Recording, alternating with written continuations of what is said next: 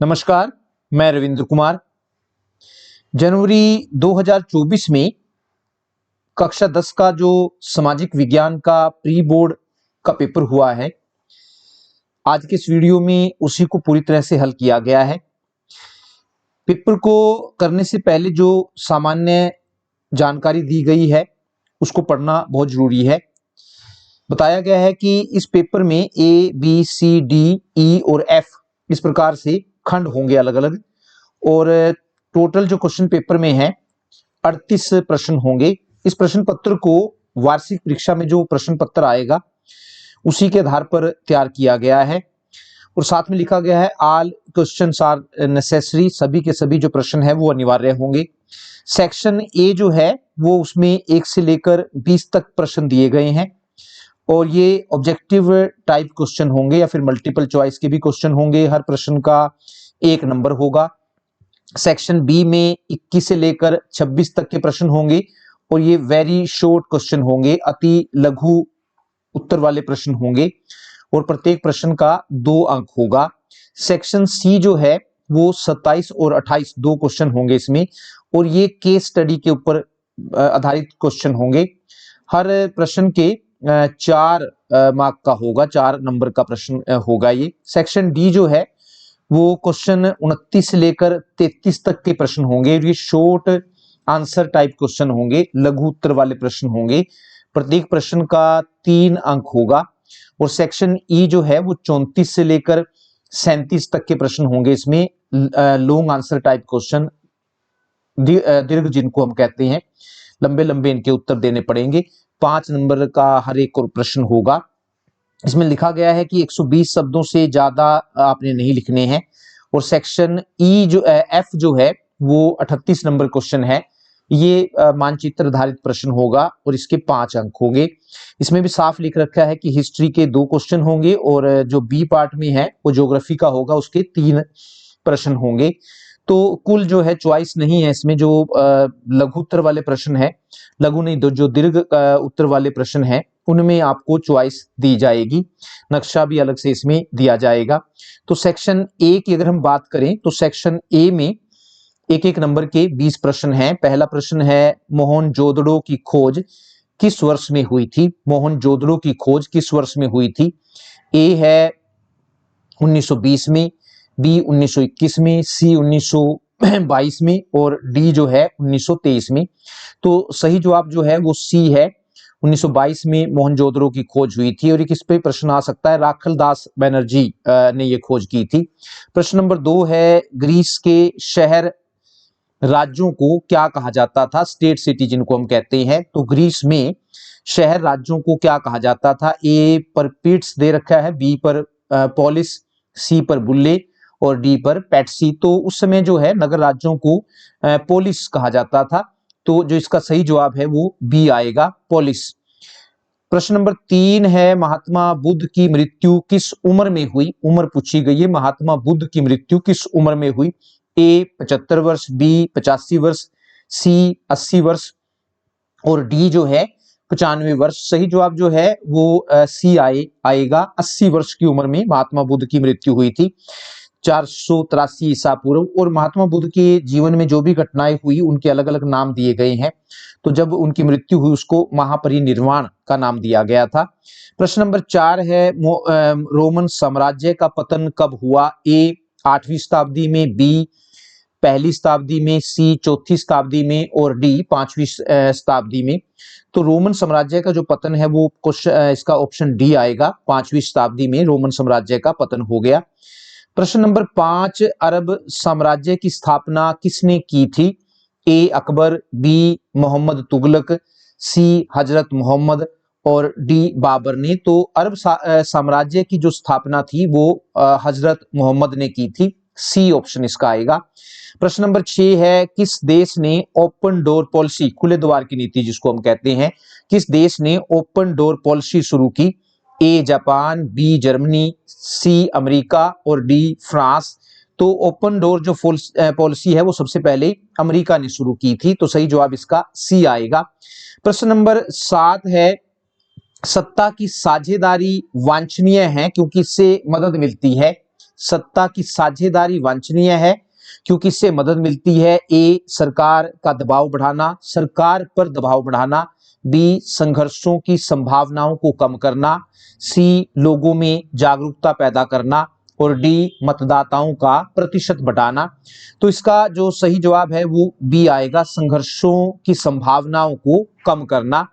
प्रश्न नंबर 8 की अगर हम बात करें तो 8 में पूछा गया है कि केंद्र और राज्य सरकारों के अलावा बेल्जियम में प्रचलित तीसरी प्रकार की सरकार कौन सी है। ए, स्थानीय सरकार। बी, नगरपालिका सरकार। सी, सामुदायिक सरकार। और डी, जातीय सरकार। तो बेल्जियम में केंद्र और राज्य सरकार के अलावा एक और सरकार पाई जाती है और वो है सामुदायिक सरकार। तो इसका सी ऑप्शन आएगा।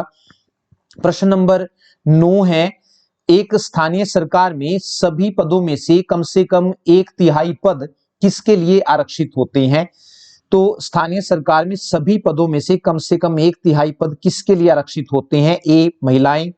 बी, अनुसूचित जाति और अनुसूचित जनजाति। सी, दिव्यांग। और डी, पुरुष।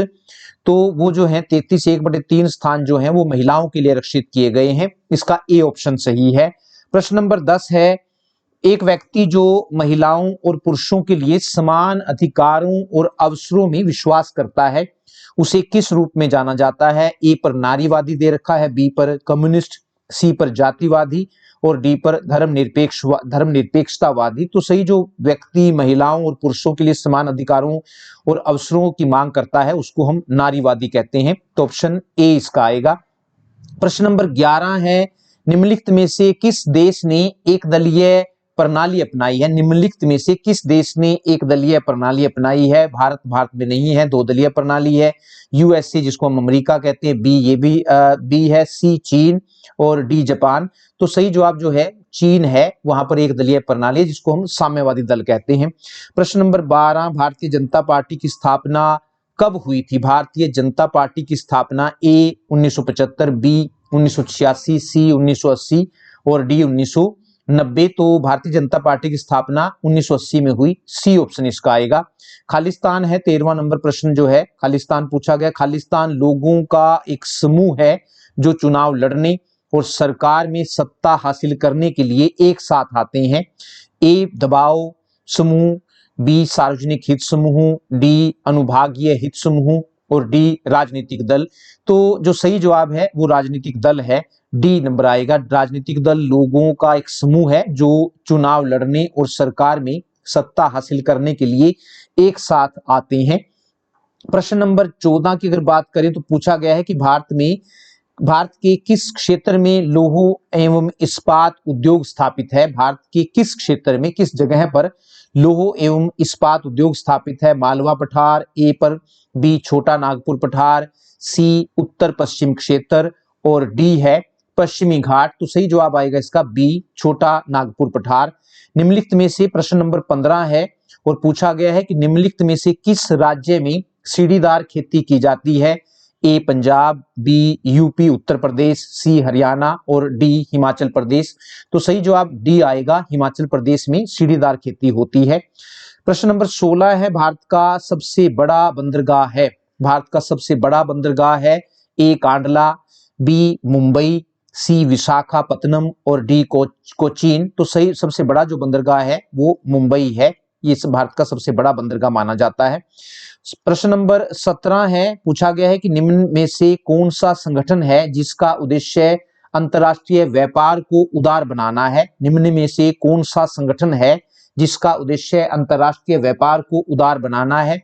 ए यूएनओ संयुक्त राष्ट्र संघ, बी विश्व बैंक, सी डब्ल्यूटीओ वर्ल्ड ट्रेड ऑर्गेनाइजेशन और डी सुरक्षा परिषद। तो सही जवाब है वो सी आएगा, डब्ल्यूटीओ, और पूरा नाम है वर्ल्ड ट्रेड ऑर्गेनाइजेशन, विश्व व्यापार संगठन। प्रश्न नंबर 18 है, आर्थिक विकास को मापने का सबसे सामान्य तरीका कौन सा है। ए लाभ हानि, बी आय, सी बिक्री और डी आयात निर्यात। तो आर्थिक विकास को मापने का जो किसी देश का तरीका है वो आय है, कि व्यक्तियों की आय या देश की आय कितनी, प्रति व्यक्ति आय कितनी है। प्रश्न नंबर 19 है, स्वयं सहायता समूह में बचत और ऋण संबंधी अधिकतर निर्णय लिए जाते हैं। स्वयं सहायता समूह में बचत और ऋण संबंधी अधिकतर निर्णय लिए जाते हैं? ए बैंक द्वारा, बी सदस्यों द्वारा, सी गैर सरकारी संस्था द्वारा और डी इनमें से कोई नहीं। तो जो सही जवाब है वो बी आएगा, सदस्यों द्वारा जो है वो निर्णय लिए जाते हैं।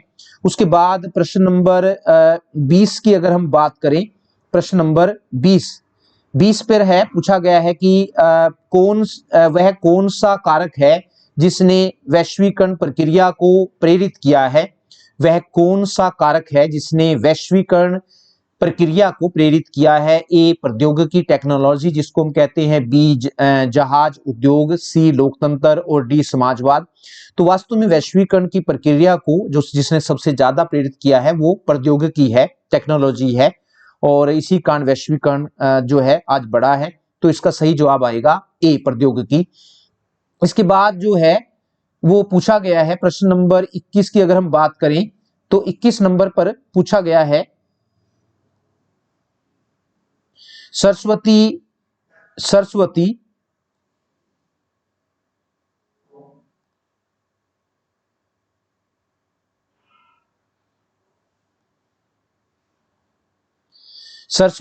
सिंधु सभ्यता के नगरों की दो विशेषताएं बताइए। प्रश्न नंबर 21, सरस्वती सिंधु सभ्यता के नगरों की दो विशेषताएं बताइए। इस प्रश्न को तो आप पूरा बड़ा याद कर लीजिए क्योंकि ये बड़े में भी आ सकता है।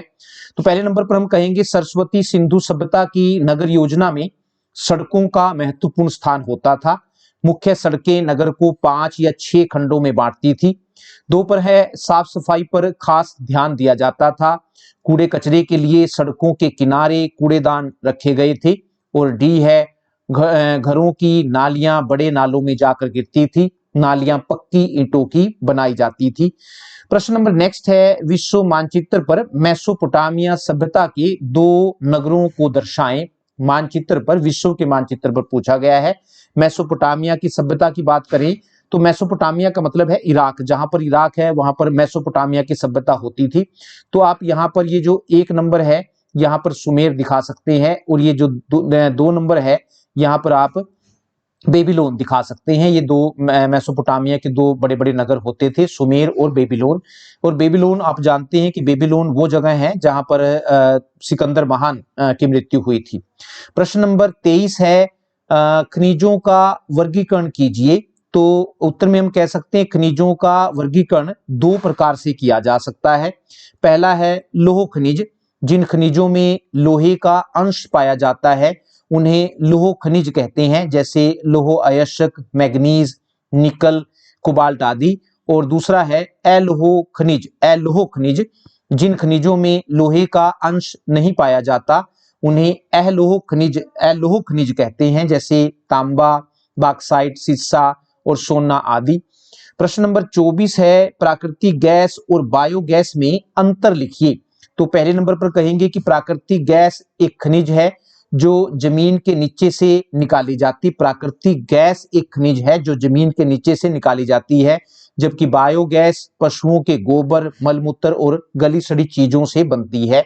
दूसरे नंबर पर कह सकते हैं कि प्राकृतिक गैस पेट्रोलियम के कुओं में पेट्रोलियम के ऊपर पाई जाती है, जबकि बायोगैस संयंत्र को किसान अपने घर के पास ही लगा सकता है। प्रश्न नंबर 25 है, ग्राम सभा क्या है? तो ग्राम सभा का अर्थ पूछा गया है।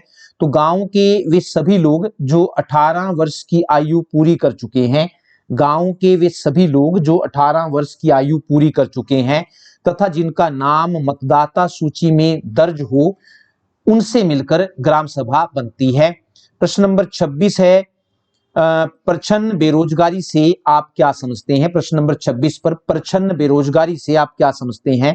तो प्रच्छन्न बेरोजगारी या फिर छिपी हुई बेरोजगारी से अभिप्राय उस स्थिति से है जिसमें लोग काम पर तो लगे होते हैं लेकिन वहां वे अपनी क्षमता से कम काम कर रहे होते हैं। जहां पर लोग काम पर तो लगे होते हैं लेकिन वहां वे अपनी क्षमता से कम काम कर रहे होते हैं, इसे अल्प बेरोजगारी की स्थिति भी कहते हैं।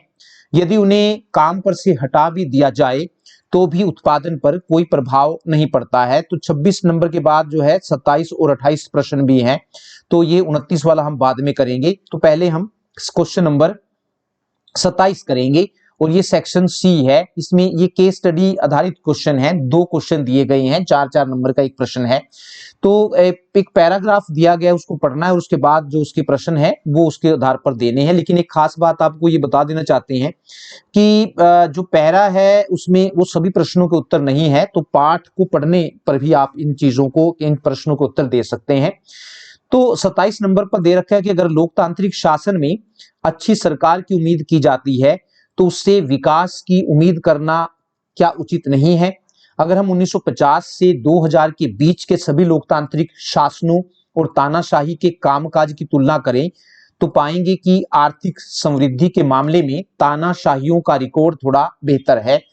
उच्चतर आर्थिक समृद्धि हासिल करने में लोकतांत्रिक शासन की यह अक्षमता हमारे लिए चिंता का कारण है, पर अकेले इसी कारण से लोकतंत्र को खारिज नहीं किया जा सकता। जैसा कि आपने अर्थशास्त्र में पढ़ा है, आर्थिक विकास कई कारकों, मसलन देश की जनसंख्या के आकार, वैश्विक स्थिति, अन्य देशों से सहयोग और देश द्वारा तय की गई आर्थिक प्राथमिकताओं पर भी निर्भर करता है। तानाशाही वाले कम विकसित देशों और लोकतांत्रिक व्यवस्था वाले कम विकसित देशों के बीच का अंतर नगण्य सा है, पर हम उम्मीद कर सकते हैं कि इस मामले में लोकतांत्रिक व्यवस्था तानाशाही से नहीं पिछड़े। तानाशाही और लोकतांत्रिक शासन वाले देशों के आर्थिक विकास दर में अंतर भले ज्यादा हो, लेकिन इसके बावजूद लोकतांत्रिक व्यवस्था का चुनाव ही बेहतर है, क्योंकि इसके अन्य अनेक फायदे हैं। प्रश्न दे रखा है 1 नंबर पर, गरीबी को किसी राष्ट्र में बेहतर, गरीबों को किसी राष्ट्र में बेहतर हिस्सेदारी के लिए आवाज कैसे मिल सकती है? ए, उन्हें उचित प्रतिनिधित्व कब दिया जाएगा? बी, उन्हें निर्णय लेने की प्रक्रिया में भाग लेने का मौका कब मिलेगा? सी, दोनों ए और बी, और डी इनमें से कोई नहीं। तो सही जवाब जो है वो बी आएगा, ए और बी दोनों इसमें आ सकते हैं। प्रश्न नंबर 2 है, किसी देश की आर्थिक वृद्धि निम्नलिखित में से किस कारक पर निर्भर करती है? ए, देश का क्षेत्र, बी, वैश्विक परिदृश्य, सी, देश की जनसंख्या का आकार, और डी, विभिन्न राष्ट्रों के बीच सहयोग। तो आर्थिक वृद्धि जो है वो ज्यादातर इसमें से सी आएगा, देश की जनसंख्या का आकार कैसा है। प्रश्न नंबर 3 है, आर्थिक विकास का लाभ समान रूप से क्यों वितरित किया जाना चाहिए? आर्थिक विकास का लाभ समान रूप से क्यों वितरित किया जाना चाहिए? ए, आर्थिक रूप से सम समाज बनाना, बी, सामाजिक न्याय के विचार को बढ़ावा देना, और सी है समाज में असमानता को कम करना। तो सही जवाब जो है वो डी आएगा, इसका उपरोक्त सभी। प्रश्न नंबर 4 है, गरीब देश दुनिया की संपत्ति में ज्यादा हिस्सा पाने के लिए क्या कर सकते हैं? गरीब देश दुनिया की संपत्ति में ज्यादा हिस्सा पाने के लिए क्या कर सकते हैं? ए, उन्हें अपने आंतरिक लोकतंत्र को मजबूत करने के लिए पहल करनी चाहिए। बी, उन्हें इस मुद्दे के लिए आवाज उठाने के लिए एकजुट होना चाहिए, और सी, उन्हें अपने स्वयं के उपलब्ध प्राकृतिक संसाधनों का दोहन करना चाहिए। तो इसमें डी आएगा, दोनों ए और बी दोनों इसमें आ सकते हैं। तो ये आपने थोड़ा सा पढ़ना पड़ेगा अपनी किताब को, बुक को, और उसके बाद आप ऐसे प्रश्नों के उत्तर दे सकते हैं। प्रश्न नंबर 28 है, और ये भी एक केस स्टडी है, तो इसमें पहले इसको पढ़ लेते हैं पहले को। इसी तरह विकास के लिए लोग मिले जुले लक्ष्यों को देखते हैं। यह सत्य है कि यदि महिलाएं वेतनभोगी कार्य करती हैं तो घर और समाज में उनका आदर बढ़ता है, तथापि यह भी सच है कि अगर महिलाओं के प्रति सम्मान है तो घर के काम में उनका ज्यादा हाथ बटाया जाएगा और बाहर काम करने वाली महिलाओं को अधिक स्वीकार किया जाएगा। सुरक्षित और संरक्षित वातावरण के कारण अधिक महिलाएं विभिन्न प्रकार की नौकरियां या व्यापार कर सकती हैं। इसलिए लोगों के विकासात्मक लक्ष्य न केवल बेहतर आय के बारे में है, बल्कि जीवन के अन्य महत्वपूर्ण चीजों के बारे में भी होते हैं। सबसे उपयुक्त विकल्प चुनकर निम्नलिखित प्रश्नों के उत्तर दें। उसमें पहला है, विकासात्मक लक्ष्य का अर्थ है। तो विकासात्मक लक्ष्य ए, कमजोर लोगों के लक्ष्य, महिलाओं के लक्ष्य, समाज के सभी वर्गों के लक्ष्य और कामकाजी जनसंख्या के लक्ष्य। तो विकासात्मक समाज के सभी वर्गों के लक्ष्य हैं। प्रश्न नंबर 2 है, खालिस्तान पूछा गया, लक्ष्यों से देश की जीडीपी घटी है। तो ए पर सामाजिक, बी पर आर्थिक, सी पर विकासात्मक और डी पर इनमें से कोई नहीं। तो सामाजिक लक्ष्यों से देश की जीडीपी घटी है। प्रश्न नंबर 3 है, यदि महिलाएं वैतनिक कार्यों में लगी हों तो समाज में उनकी डैश बढ़ेगी, खालिस्तान बढ़ेगा, सम्मान, बी गरिमा, सी प्रतिष्ठा और डी ये सभी, तो सभी बढ़ेंगे। और प्रश्न नंबर 4 है, राष्ट्रीय विकास का अर्थ केवल महिलाओं के लक्ष्यों के बारे में सोचना है। राष्ट्रीय विकास का अर्थ केवल महिलाओं के लक्ष्यों के बारे में सोचना है, ना कि समाज के अन्य सदस्यों के बारे में। तो क्वेश्चन पूछा गया सही है या गलत है, तो ये पूरी तरह से गलत क्वेश्चन है। तो इस प्रकार से ये प्रश्न नंबर 28 था। 28 के बाद जो बाकी प्रश्न बचते हैं वो है प्रश्न नंबर 29। अगर 29 की बात करें तो भारत पर विदेशी आक्रमण के क्या प्रभाव पड़े हैं, ये 3-3 नंबर के प्रश्न है। भारत पर विदेशी आक्रमण के क्या प्रभाव पड़े हैं, तो पहले नंबर पर हम कहेंगे कि विदेशी आक्रमण से भारत में इस्लाम धर्म का बड़ी तेजी से प्रसार हुआ है। प्रश्न नंबर पॉइंट 2 है, इन आक्रमणों का उद्देश्य धन प्राप्त करना था। और सी, विदेशी आक्रमणकारियों ने भारतीय मंदिरों और मूर्तियों को भी तोड़ा, ये मूर्तियां और मंदिर सदा के लिए नष्ट हो गए। प्रश्न नंबर 30 है, भारत में साम्राज्यवाद के उदय का मुख्य कारण बताइए। साम्राज्यवाद के उदय के मुख्य कारण बताइए कि भारत में साम्राज्यवाद के उदय के क्या कारण रहे हैं। तो पहले नंबर पर हम कहेंगे औद्योगिक क्रांति के कारण यूरोपीय देशों का उत्पादन काफी बढ़ गया था। इस उत्पादन को बेचने के लिए नई मंडियां एशिया के देशों में ही मिल सकती थी। उसके बाद पॉइंट नंबर 2 है, भारत अपने धन और सोने के लिए प्रसिद्ध था। इस धन और सोने को प्राप्त करने की लालसा ने भी साम्राज्यवाद की भावना को बढ़ावा दिया। और तीसरा है, यूरोपीय देशों को अपने उद्योगों के लिए कच्चा माल एशिया और अफ्रीका के देशों से मिल सकता था, अतः कच्चे माल को प्राप्त करने की लालसा ने भी साम्राज्यवाद को बढ़ावा दिया। प्रश्न नंबर 31 है, स्थानीय सरकार के क्या लाभ हैं। स्थानीय सरकार के क्या लाभ हैं, तो किसी स्थानीय सरकार के क्या लाभ है। किसी स्थान के लोगों द्वारा अपने शासन को चलाना ही स्थानीय सरकार कहलाता है। तो कई लाभ हैं स्थानीय सरकार के। एक लाभ तो यह है कि लोग अपने मामलों को अच्छी प्रकार से सुलझा सकते हैं और इससे लोकतंत्र जो है वो मजबूत होता है। प्रश्न नंबर 32 है, सूती कपड़ा उद्योग महाराष्ट्र और गुजरात में क्यों केंद्रित था। सूती कपड़ा उद्योग महाराष्ट्र और गुजरात में क्यों केंद्रित था, तो उत्तर में हम कहेंगे पहले नंबर पर कि इन राज्यों में कपास पर्याप्त मात्रा में उपलब्ध था। नंबर 2, बाजार और परिवहन की सुविधा का उपलब्ध होना। 3, बंदरगाहों का समीप होना। और 4 है श्रम की उपलब्धता। और 5 है नमी युक्त जलवायु का होना जिसके कारण दागा नहीं टूटता। तो नमी युक्त जलवायु का होना बहुत जरूरी है। प्रश्न नंबर 33 है, रेलवे की कोई 3 खूबियां लाभ या पूछे गए हैं। रेलवे की कोई 3 खूबियां बताइए। तो पहले नंबर पर हम कहेंगे कि भारत में रेल वस्तुओं और यात्रियों को एक स्थान से दूसरे स्थान तक ले जाने का प्रमुख साधन है। दूसरा, लंबी दूरी तक सामान को लाने ले जाने का रेल सस्ता साधन है। और तीसरा है, रेलें हर साल भारी मात्रा में अनाजों और उर्वरकों की ढुलाई करती हैं। प्रश्न नंबर 34 है, महात्मा गांधी के नेतृत्व वाले क्षणों नहीं है यहाँ पर, वास्तव में आंदोलनों, महात्मा गांधी के नेतृत्व वाले आंदोलनों का वर्णन कीजिए। तो महात्मा गांधी के नेतृत्व में जो आंदोलन चलाए गए मुख्य उसमें आप कर सकते हैं असहयोग आंदोलन है। गांधी जी द्वारा यह आंदोलन जनवरी 1921 में शुरू किया गया था। गांधी जी का कहना था कि अगर भारत के लोग अंग्रेजों को सहयोग देना बंद कर दें तो भारत में से ब्रिटिश शासन 1 साल के अंदर खत्म हो जाएगा। अतः सरकार को सहयोग न करने के लिए उन्होंने अंग्रेजी सरकार द्वारा दिए गए सभी मेडल या पुरस्कार वापस लौटा दिए। गांधी जी की देखा देखी में सैकड़ों देशभक्तों ने भी अपनी उपाधियों को छोड़ दिया। वकीलों ने अपनी वकालत छोड़ दी। विद्यार्थियों ने स्कूलों में जाना छोड़ दिया। जगह जगह विदेशी वस्तुओं की होली जलाई जाने लगी। विदेशी कपड़ों के स्थान पर खादी को अपनाया जाने लगा। सरकार ने इस आंदोलन को दबाने के लिए लोगों पर तरह तरह के अत्याचार किए, लेकिन सरकार ने इस आंदोलन को जितना दबाने का प्रयास किया यह आंदोलन उतना ही जोर पकड़ता चला गया।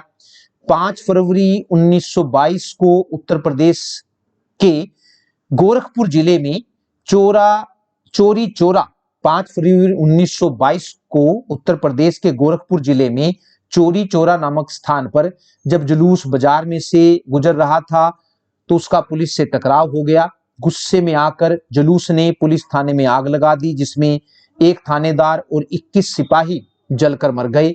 इस घटना से दुखी होकर 22 फरवरी 1922 को गांधी जी ने इस आंदोलन को या असहयोग आंदोलन को वापस ले लिया। दूसरा एक महत्वपूर्ण आंदोलन था जो गांधी जी के नेतृत्व में चलाया गया, वो था सविनय अवज्ञा आंदोलन। सविनय अवज्ञा का अर्थ सरकार के अन्यायपूर्ण कानूनों को विनय पूर्वक या आदर पूर्वक मानने से इनकार कर देना है। सविनय अवज्ञा आंदोलन गांधी जी द्वारा 1930 में चलाया गया था। 31 जनवरी 1930 को गांधी जी ने वायसराय इरविन को एक खत लिखा। इस खत में उन्होंने वायसराय के सामने 11 मांगे रखी। इन मांगों में से सबसे महत्वपूर्ण मांग नमक पर से टैक्स को खत्म करने की थी। महात्मा गांधी ने अपने पत्र में लिखा था कि अगर 11 मार्च 1930 तक उनकी मांगे नहीं मानी गई तो कांग्रेस सविनय अवज्ञा आंदोलन छेड़ देगी, लेकिन लॉर्ड इरविन झुकने को तैयार नहीं थे। फलस्वरूप 12 मार्च 1930 को गांधी जी ने साबरमती आश्रम से दांडी के लिए पैदल यात्रा शुरू कर दी। साबरमती आश्रम से दांडी 240 किलोमीटर दूर था। यह यात्रा 24 दिन तक चली। इस यात्रा के दौरान गांधी जी जहां भी रुकते थे हजारों लोग उन्हें सुनने आते थे। 6 अप्रैल 1930 को वह दांडी पहुंचे और उन्होंने समुद्र का पानी उबालकर नमक बनाया। यह कानून का उल्लंघन था। यहीं से सविनय अवज्ञा आंदोलन शुरू हुआ। इस आंदोलन के शुरू होने के बाद देश के विभिन्न भागों में हजारों लोगों ने नमक कानून तोड़ा और सरकारी नमक कारखानों के सामने प्रदर्शन किए। 5 मार्च 1931 को गांधी जी और इरविन के बीच एक समझौता हुआ।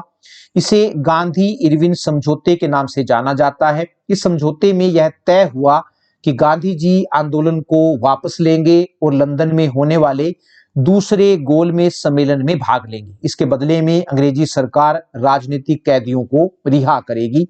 और तीसरा एक बड़ा आंदोलन था भारत छोड़ो आंदोलन। ब्रिटिश सरकार के व्यवहार से तंग आकर 8 अगस्त 1922 को गांधी जी ने अंग्रेजों के खिलाफ भारत छोड़ो आंदोलन शुरू कर दिया। इस आंदोलन को सफल बनाने के लिए गांधी जी ने करो या मरो का नारा दिया। इस आंदोलन में वकीलों, अध्यापकों, व्यापारियों, डॉक्टरों, पत्रकारों, मजदूरों, विद्यार्थियों व स्त्रियों ने बढ़ चढ़कर भाग लिया। लगभग एक सप्ताह के लिए सरकारी कामकाज पूरी तरह से बंद रहा। अंग्रेजी सरकार ने आंदोलन को कुचलने के लिए शांतिपूर्ण जुलूसों पर गोलियां चलाई और लाठीचार्ज किया। 1 लाख से अधिक स्त्री पुरुषों को बंदी बना लिया गया। देश में चारों ओर अराजकता और अशांति फैल गई। यद्यपि यह आंदोलन भारत में से अंग्रेजों को निकालने तथा देश को स्वतंत्र कराने में असफल रहा, लेकिन फिर भी यह आंदोलन जिसे अगस्त क्रांति के नाम से जाना जाता है, एक महान घटना थी। भारत में ब्रिटिश सरकार के इतिहास में ऐसा आंदोलन कभी नहीं हुआ था। इस प्रश्न के लिए अगर आप ये प्रश्न नहीं कर सकते तो दूसरा प्रश्न है, यहाँ करके दे रखा है 1857 की क्रांति के क्या कारण थे।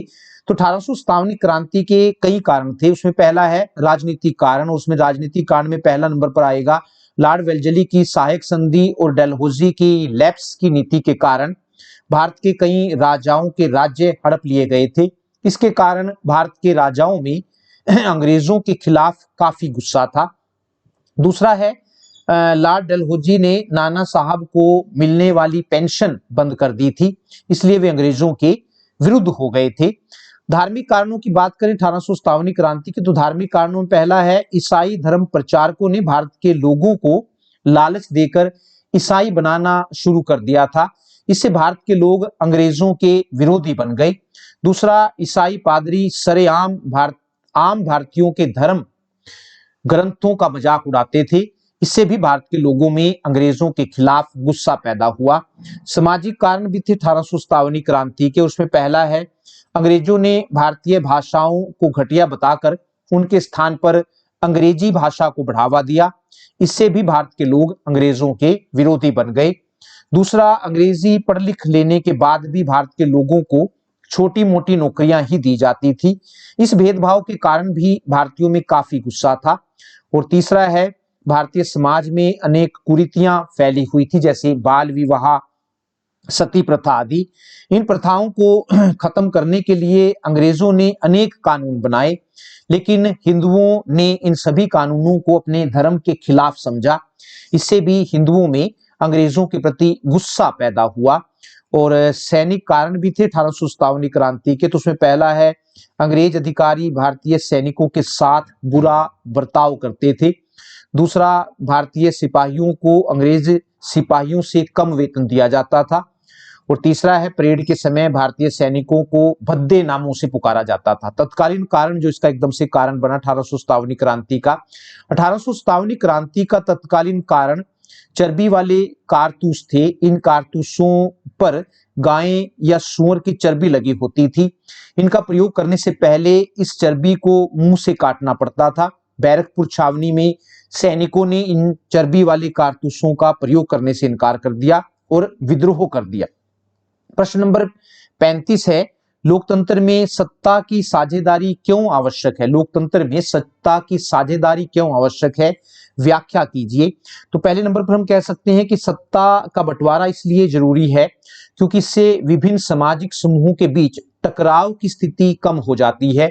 दूसरा, सत्ता की साझेदारी लोकतंत्र की आत्मा है। लोकतंत्र का मतलब ही होता है लोगों का शासन, और लोगों का शासन तभी कायम हो सकता है जब उनके बीच सत्ता को बांटा जाए। तीसरा है, सत्ता की साझेदारी से देश में राजनीतिक स्थिरता पैदा होती है। और चौथा है, सत्ता की साझेदारी हिंसा को रोकती है। या फिर इसके उसमें अगर आपको ये प्रश्न नहीं आता तो दूसरा प्रश्न आप लिख सकते हैं, लोकतंत्र में स्थानीय स्वशासन की ताकत और सीमाओं का मूल्यांकन करें। लोकतंत्र में स्थानीय स्वशासन की ताकत और सीमाओं का मूल्यांकन करें। तो पहले नंबर पर हम कहेंगे कि स्थानीय शासन के कारण देश में वास्तविक लोकतंत्र लागू हुआ है।